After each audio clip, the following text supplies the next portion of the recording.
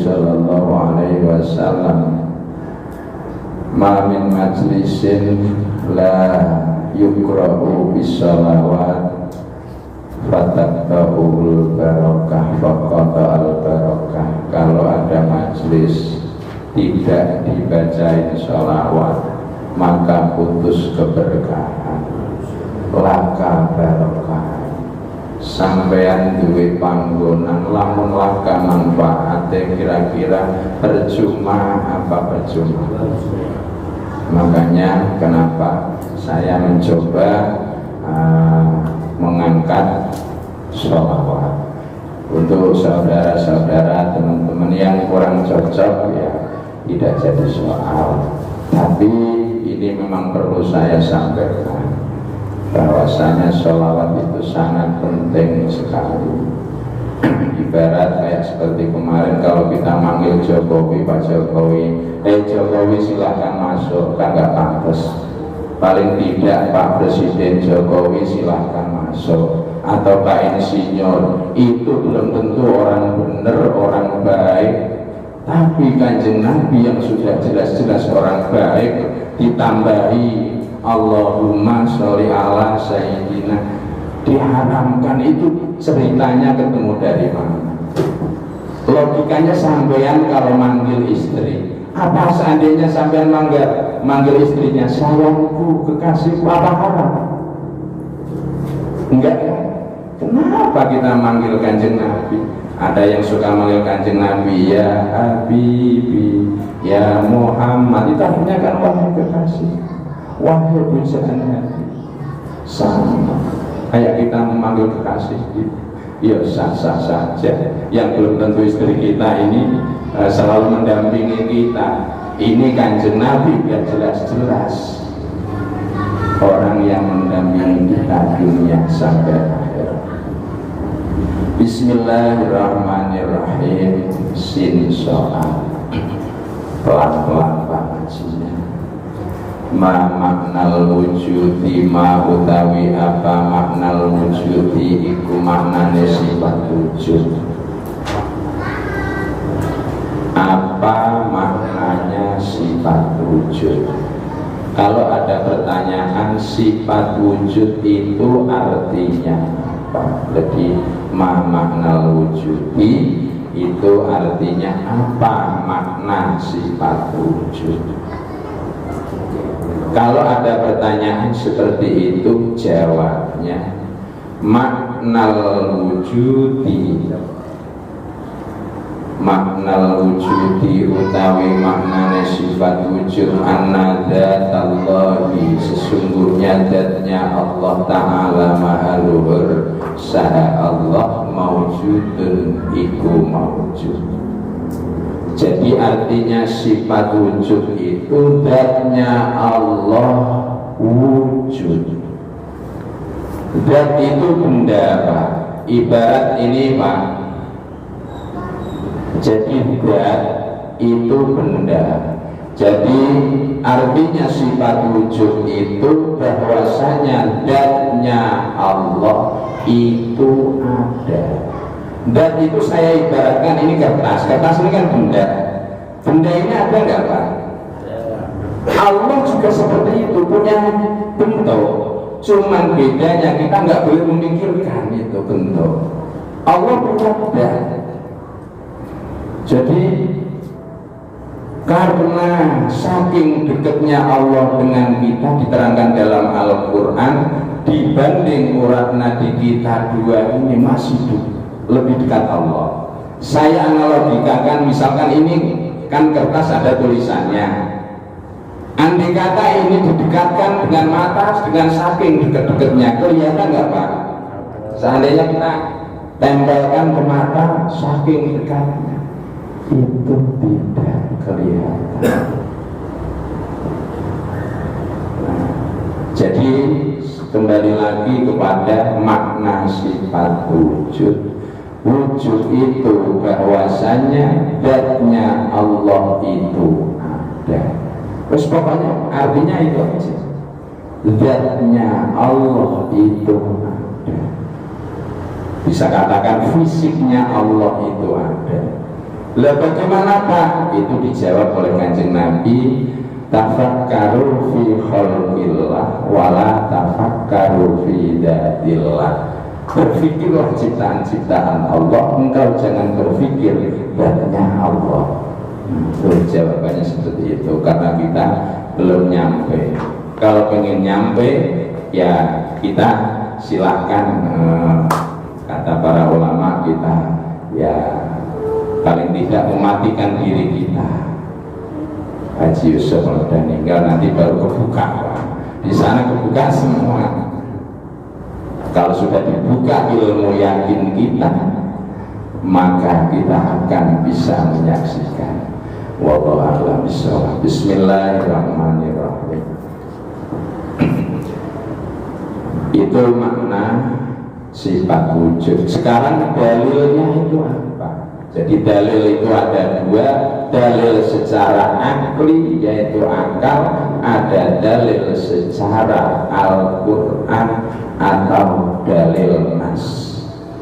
Bismillahirrahmanirrahim. Dari tadi bisa dimengerti? Alhamdulillah. Bismillahirrahmanirrahim. Ma utawi apa ad-dalilu etah dalil. Dalil itu petunjuk, Pak. Suka kita mendengar dalil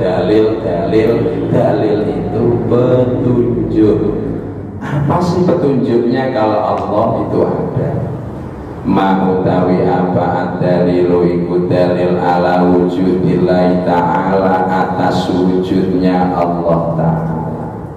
Apa dalil atas wujudnya Allah Subhanahu wa ta'ala? Kalau ada orang bertanya seperti itu, jawablah ad-dalilu utawi dalil ala dalika ing atase wujudillah. Wujudu hadhil makhlukati iku wujude pira-pira makhluk ini. Dalil secara akal, secara konkret atas wujudnya Allah, yaitu wujudnya beberapa makhluk ini. Makhluk kan yang kita saksikan banyak Pak, ada langit, matahari, ada gunung, ada air, ada manusia, ada hewan. Semua itu loh adanya yang bikin, adanya Khalik sang pencipta. Dan sang pencipta itu diterangkan oleh para rasul, yaitu Allah Subhanahu wa ta'ala. Li'annahu, kerana saknyatane wujud, lam yakun ekta ora anak, lam yakun iku lamun orang nana sapa Allah mawjudan iku mawjud lakana mangka meski ana sapa Allah makduman iku tiada. Karena kalau Allah itu tidak ada, maka makhluk ini mestinya, kalau seandainya Allah itu tidak maujud, berarti Allah tidak ada, kan begitu ya Pak ya? Walau kana lan lamun ana, dan andai kata ada sapa Allah makduman iku tiada, lam yujad mangka tidak akan diwujudkan sayun apa sesuatu min hadhil makhlukati, dari beberapa makhluk. Andai kata Allah itu tiada, maka sesuatu tidak akan diwujudkan, maka sesuatu tidak akan diwujudkan dalam kurung dari beberapa makhluk ini. Jadi dalil secara akal itu, apa dalilnya kalau Allah itu bersifat wujud? Dalilnya yaitu adanya makhluk ini. Makhluk ini banyak Pak. Andai kata Allah ini kok disifati tidak ada, kalau Allah ini kok tidak ada, mesti makhluk ini jawabannya ya juga tidak mawujud, tidak ada. Tapi nyatanya makhluk ini ada. Ini menunjukkan bahwasanya adanya sang pencipta yaitu Allah. Saya analogikan seperti ini. Ini kan aqua. Aqua ini mesti ada yang bikin nggak? Ada yang bikin nggak Pak? Nah, yang bikin itu loh, adanya aqua ini loh, sebab ada yang bikin aqua. Andai kata tidak ada orang yang bikin aqua, aqua tidak akan ada. Itu jawaban secara logik atau secara akal. Andai kata peci ini tidak ada yang bikin, mestinya tidak ada peci. Nah, jawaban secara akal seperti itu Pak. Adanya peci, adanya yang bikin peci. Adanya kitab, adanya yang bikin kitab. Enggak mungkin kitab ini ada tanpa yang menciptakan. Ya, jadi logika yang gampang-gampang aja. Qala Allah Ta'ala, qala berkata Allah sapa Allah Ta'ala mahalur sapa Allah fi'il mati, fi'il kata kerja untuk pelakunya Allah. Allah berkata wallahu khalaqakum wa ma ta'malun. Wallahu utawi Allah khalaqa iku mustada'akan sapa Allah kum ing sira kabeh wa malan perkara tak maluna kang pada beramal sapa sira kabeh. Allah itu yang menciptakan kalian dan apa yang kalian kerjakan. Jadi dalil secara Al-Quran itu kalimatnya wallahu khalaqakum wa ma ta'malun. Allah itu yang menciptakan kalian. Lah yang menciptakan apa yang kalian lakukan. Jadi yang kita lakukan ini Pak, perbuatan yang baik maupun yang buruk itu juga ciptaan Allah. Itu kalau madhab ahli sunnah wal jamaah. Kalau madhab mu'tazilah pekerjaan itu atas kehendak masing-masing. Itu kalau kaum mu'tazilah. Makanya sering ada kontroversi kaum mu'tazilah dengan kaum ahli sunnah wal jamaah. Jadi satu ketika ada ulama besar dari kaum mu'tazilah yaitu Ki Ahmad Yamaksari. Beliau sebelum masuk kepada ranah sunni, beliau pernah mempersunting, beliau pernah berpendapat bahwasanya pekerjaan itu timbul dari pribadi masing-masing.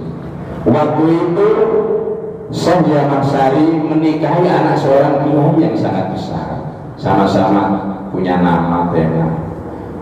Begitu itu kemudian malam pertama, begitu malam pertama dinikmati dengan indah. Lah yang dinikahi itu kaum ahli sunni, ahli sunnah wal jamaah. Kemudian begitu sudah berhubungan, ditanya lagi sama istrinya, kenapa enggak kau nambah lagi? Saya enggak kuat. Lah katanya itu pekerjaan itu atas kehendaknya kita. Ternyata enggak kuat kan? Secara logika kita sudah menemukan berarti pekerjaan itu ada yang menghendaki, yaitu Allah. Kira-kira bisa dimengerti nggak Pak? Ibaratnya kita punya, kata kita ini kan misalkan kerjaan itu atas pribadi kita. Begitu kita sudah melakukan ini, wah naik begitu itu ngambil payah, bisa gampang naik. Pertama kuat, kedua ditanya sama yang di bawah. Coba naik lagi, saya ngos-ngosan. Nah, katanya pekerjaan atas kehendak kita, ternyata kita ini tidak mampu.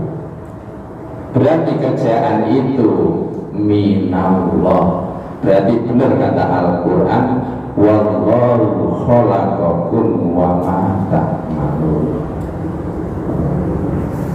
Bismillahirrahmanirrahim. Wa qala, Pak Haji Nawi gimana bisa dimengerti? Nah, ngaji tua yang penting asal masuk dalam hati, set kanggo eling-eling saat malaikat pada marah ini ngomong. Bismillahirrahmanirrahim. Wa qala Allahu ta'ala lan dawa sapa Allah subhanahu wa ta'ala, afillahi syakun, afillahi anatah iku ing dalam Allah syakun utawi mamang utawi keraguan. Apakah terhadap Allah itu kalian ragu? Allah itu sang pencipta. Apakah kalian meragukan seadanya sang pencipta? Ditanya sama Allah, mesti jawabannya tidak. Kan begitu ya Pak ya? Itu ibarat bahasa Indonesia kalimat retoris ya Pak ya? Kalimat yang tidak perlu jawaban. Uang kopi ada ya ada yang bikin kopi, kitab ada yang bikin kitab. Kenapa kita meragukan orang yang bikin? Alhamdulillah, jadi pelan-pelan tapi kita insya Allah kalau memang ngaji itu sulitnya untuk melangkahkan kaki ya karena ketidakpahaman kita. Padahal ulama itu kata Kanjeng Nabi, la tajtami'u ulama'i ala dolalatin, tidak akan ulama-ulamaku akan menjerumuskan kalian. Kalau Kanjeng Nabi sudah bilang seperti ini, kenapa sih kita ketakutan ngaji? Oh, kalau saya ngaji di ahli sunni, saya takut tergelincir ke dalam neraka. Apa saya menyatakan seperti ini itu menurut sampean ragu enggak Pak? Sampean ragu apa enggak Pak berbicara tentang ilmu seperti ini? Enggak. Ini kadang banyak teman-teman, wah kalau ikut itu takut merubah akidah. Makanya saya berani mengatakan seperti ini karena saya punya landasan. Kanjeng Nabi pernah berkata, la tajtami'u ummati ala dolalatin, tidak akan ulama-ulamaku bersepakat untuk menyesatkan umat-umatku. Enggak ada orang alim itu pengen ngajak temennya masuk ke dalam neraka, itu enggak ada. Kanjeng Nabi enggak ngajari seperti itu. Kanjeng Nabi sopannya luar biasa. Jadi mohon maaf, ini suka orang-orang yang suka dikit-dikit salah, dikit-dikit bid'ah, dikit-dikit haram. Pelajari, memang sulit. Ngaji kitab memang gampang. Al-Quran aja kalau nggak dipelajari dari santri, maknanya pada salah. Allah punya tangan, Allah punya mata, Allah punya kaki. Lah itu butuh namanya belajaran yang luar biasa. Ya karena orang-orang itu kurang paham, akhirnya ya gampang diolah-adik. Makanya orang kalau kurang pemahaman, dia mudah dihasut dengan yang lain, itu akan menghindar. Bismillahirrahmanirrahim. Satu lagi, sin soal maknal kidami ma utawi apa maknal kidami iku maknane sifat kita. Apa makna sifat kita? Sekarang sifat yang kedua, sifat kita. Kalau ada orang bertanya apa sifat maknanya sifat kita, jin jawab maknal kidami utawi maknane sifat kita. Annallaha iku sesungguhnya Allah subhanahu wa ta'ala la awala eta ora ana awale liwujudihi marang wujude Allah. Jadi artinya kita itu sesungguhnya Allah Subhanahu wa ta'ala wujudnya tidak ada awalnya. Artinya wujudnya Allah itu tidak ada awalnya, itu enggak ada yang mendahului. Berarti Allah itu benar tidak ada ayahnya. Kalau orang kan wujudnya anak, itu kan wujudnya orang tua, yaitu ayah dan ibu. Berarti anak itu lahir ada sebab ada yang mengawali, yaitu ayah ibu. Beda dengan wujudnya Allah, beda dengan dahulunya Allah. Dahulunya Allah itulah aba wala ummah, tidak didahului oleh ayah ibu. Makanya seperti yang dikatakan oleh Allah, lam yalid wa lam yulad. Allah itu tidak beranak dan tidak diberanakan. Artinya Allah itu tidak mempunyai keturunan dan tidak juga lam yalid, tidak beranak, tidak punya anak, walam yulad dan tidak diberanakan, artinya tidak jadi anaknya siapa-siapa, alias tidak punya ayah ibu. Kira-kira bisa dipahami, Pak? Jadi kita itu dahulu, maksudnya Allah Subhanahu wa ta'ala wujudnya tidak ada awalnya. Bismillahirrahmanirrahim. Sin soal ma utawi apa ad-dalilu utawi dalile ala kitabillahi ing atase sifat kitane Allah taala ma'aluhur sapa Allah. Apa dalilnya kalau Allah bersifat kita? Kalau ada orang bertanya, apa sih dalilnya? Kalau Allah itu dahulu, Allah kok dahulu, itu dalilnya apa? Dasarnya apa? Kalau ada orang bertanya seperti itu, Jim jawab, ad-dalilu ala dalika wujudu hadhil makhlukati.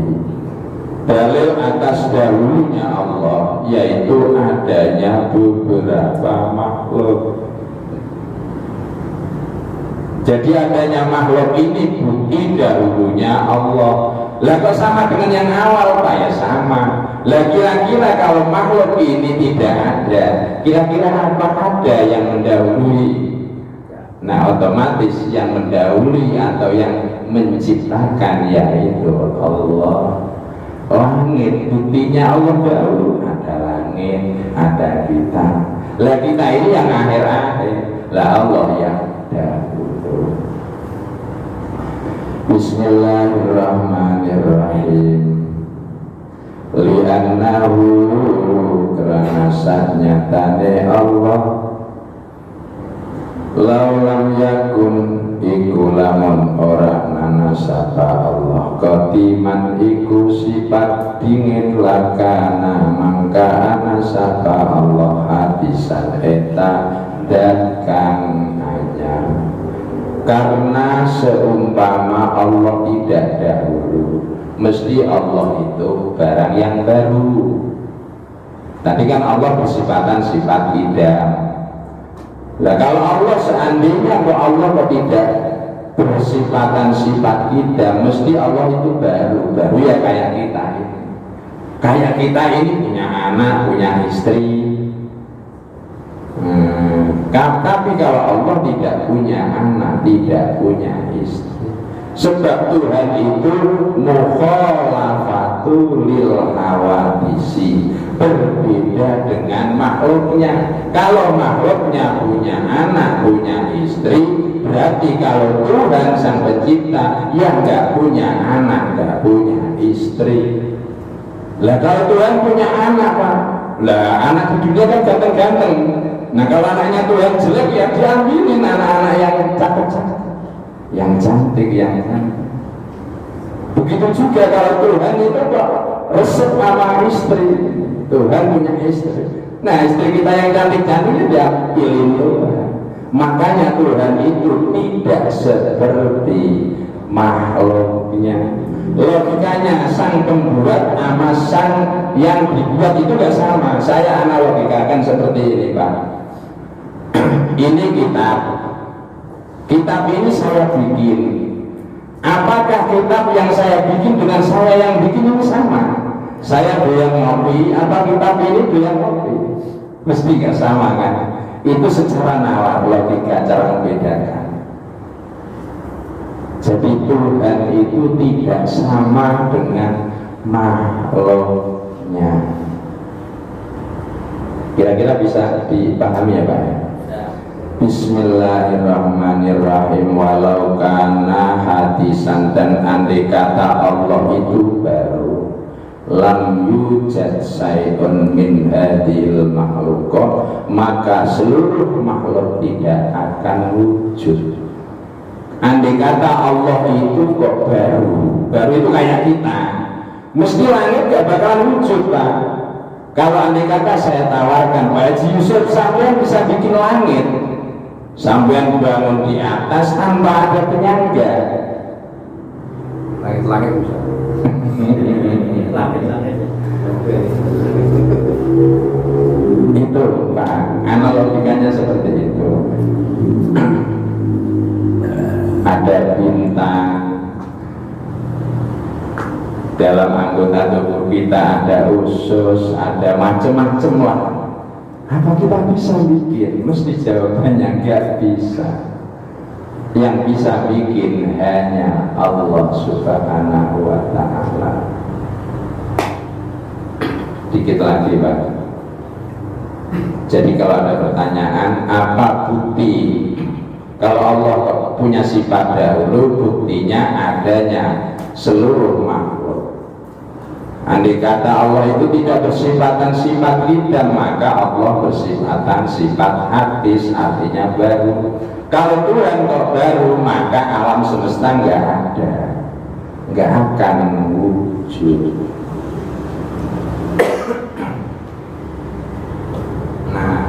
Jadi kasarannya itu saya buktikan seperti itu tadi. Saya bikin buku nama saya yang bikin. Kira-kira duluan buku apa duluan saya yang bikin? Mesti jawabannya orang waras Pak.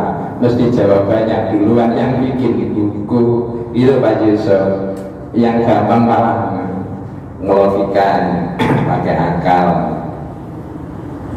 Sekarang dalil nasnya, dalil Al-Qur'annya, qala Allah Ta'ala, qala ucap Allah sapa Allah Ta'ala, malur sapa Allah Subhanahu wa Ta'ala sudah berkata, wa utawi Allah al-awwalu eta zat kang awal.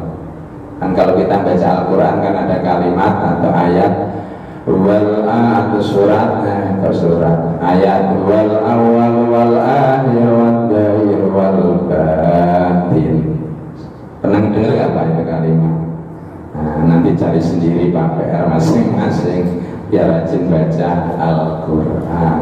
Jadi Al-Quran itu insya Allah mensyafaati bagi sang pembacanya. Itu berdasarkan Kanjeng Nabi, al-jannatu mustaqatun ala arba'ati nafarin. Surga itu menunggu-nunggu, menanti-nanti 4 kelompok. Pertama, talil Quran, para pembaca Al-Quran.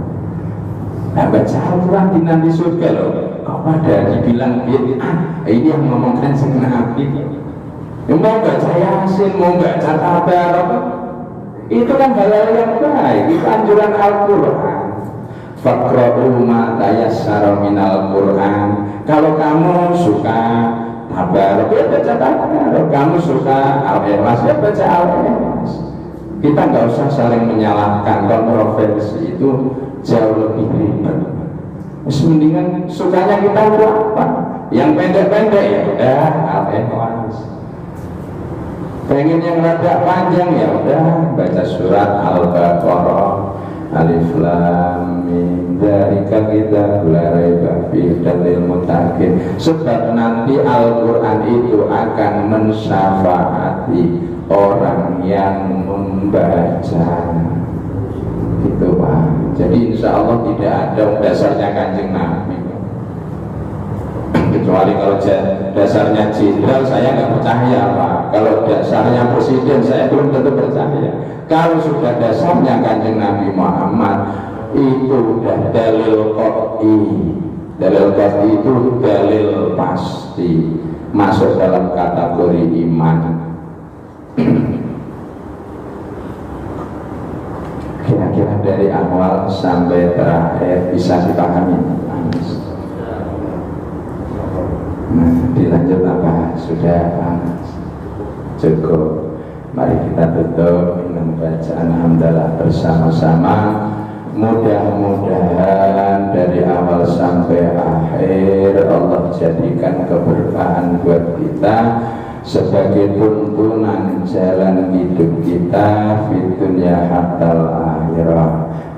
Alhamdulillahirabbil alamin. Bismillahirrahmanirrahim. Subhanaka wa bihamdika asyhadu an la ilaha illa anta astaghfiruka wa atubu ilaik. Wa sallallahu ala sayyidina Muhammadin nabiyil ummi wa ala alihi wa sahbihi wa baraka wa sallam. Walhamdulillahi rabbil alamin.